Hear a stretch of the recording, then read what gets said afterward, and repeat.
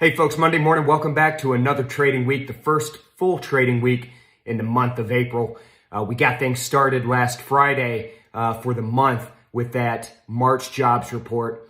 On the back of that, over the weekend, been a very quiet session. We've seen the markets, or at least we're seeing the markets right now, Dow Jones, S&P, NASDAQ, all the major indices trading relatively flat. NASDAQ, however, being that one outlier, trading close to 0.4%. So we're seeing a bit more strength in those technology stocks as we head into the open. Now it's going to be a very quiet day on the data front, and really for the most part a very quiet week. Not a lot going on with economic reports, not much going on with Fed governor speaking. But that being said, again, a lot of attention now that we've got that jobs report moved out of the way. A lot of attention is going to revert back to inflation. What's the Fed going to do at the next Fed meeting? A lot of talk right now and rumblings that a 0.5% rate hike is in the cards. And then obviously everything that's going on with Russia and China and any impact or further impact that could have on the markets. Now, looking at some of the other markets, seeing crude oil trade up by a little bit over 1% this morning.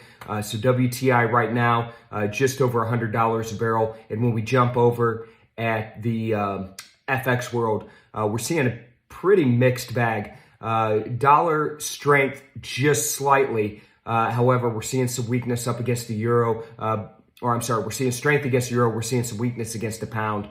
A little bit of strength against the yen. But again, not much going on as far as any major moves to speak of. All right, folks, another day. Let's start that week strong. Hope everybody had a great weekend. We'll see you again tomorrow morning.